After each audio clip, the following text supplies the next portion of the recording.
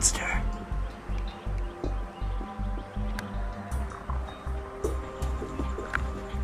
Oh frick, is that an ant pile? Oh Jesus.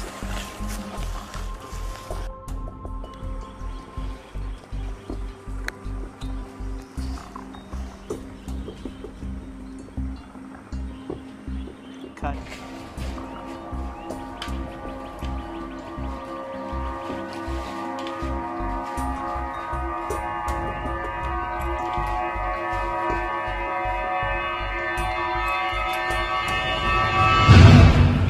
Disgusting.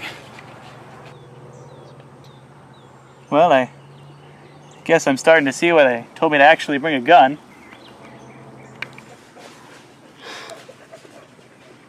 What the heck are you doing?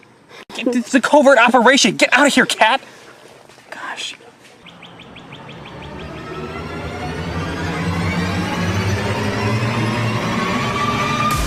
That dog is gonna blow my cover.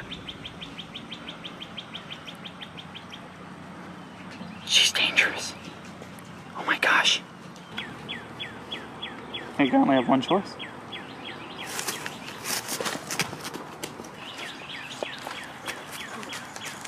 Don't shoot! Don't shoot! Don't shoot, please! Please don't shoot! Please don't shoot! I got him!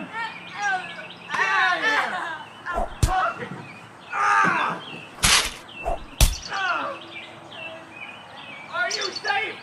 Are you safe? Are you safe? Hey! Stay down! Stay down! I said stay down! We got him! Mission accomplished!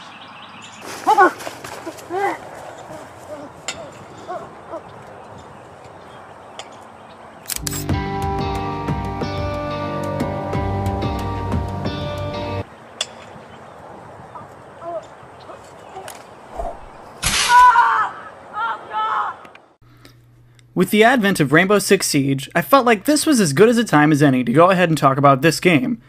The original game was released to PCs in 1998 and received general critical praise. Then with the release of Rogue Spear on the PC later, it seemed like the franchise showed a lot of promise. At some point, the developers, Red Storm, handed off console ports of the original game to the company Rebellion. When the console port of the original Rainbow Six dropped after the PC sequel Rogue Spear had already been released, many were confused as to what had actually happened. Well, the game was critically panned for its terrible controls, downright atrocious graphics, and inability to be played without a mouse as opposed to the PC version. I was fully aware of this debacle, as I had run into this game a few times before, and being a fan of the series, I wanted to pick it up. A quick Google search told me the PS1 port was a total hack job and was not at all worth my time, so I skipped it for something else each time I came across a copy. After a quick visit to my local retro game store at the tail end of a busy day, I was picking out my games for the buy two, get one free sale. I grabbed Half-Life 2, Namco Museum 64, and finally, Rainbow Six as my free game. It was only $3 anyway, so it's not like if I had purchased it I would have lost that much. So I went home, popped Namco Museum 64 in for a few minutes, and played Galaga. Of course it was awesome, it's Galaga, but I quickly moved on. Popped Rainbow Six into the PlayStation. Now I'm going to be playing this game without having ever played the PC or N64 version, which might actually explain my experience with the game. I booted up the game and started Mission 1. I set up some pretty standard equipment for each character and then jumped right in. It really gives you the feeling of being a Spec Ops agent. And this game is really based on realism. One well-placed shot on you or your enemy can result in the character killed in action. Once that happens, they are unavailable for future missions and are replaced by rookies. As a result of this, I played every mission multiple times and wouldn't move on until none of my men died. On-off missions, your agents actually heal for the next one. You choose from a pool of 9 agents that have all unique stats, making them good for different things in missions. Some pick locks faster, while others disarm bombs faster. It feels good, and it's so satisfying once you've planned the mission perfectly and executed them flawlessly without losing a single team member or hostage.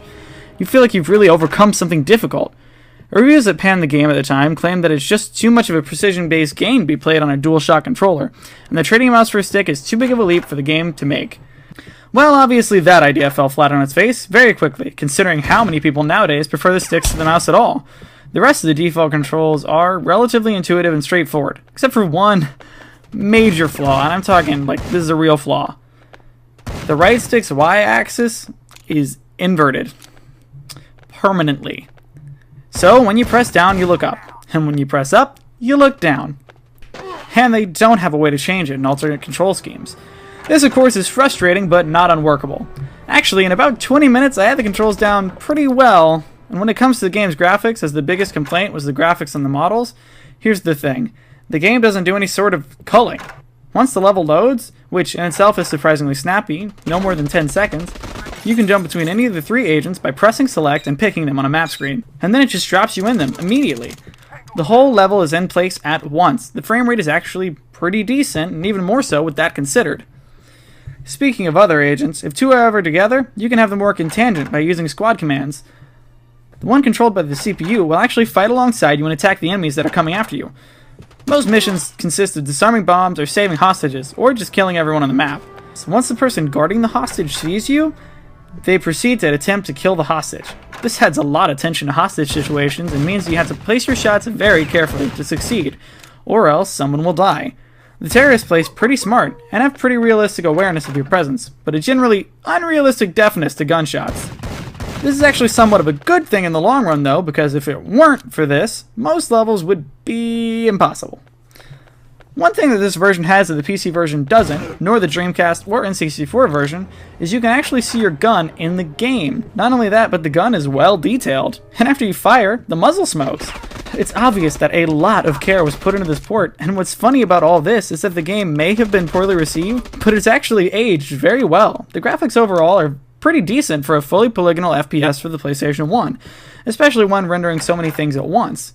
The complaints about the controls are largely unwarranted. The game even has a slight aim assist that makes up for the lack of precision you lose when not playing on a mouse.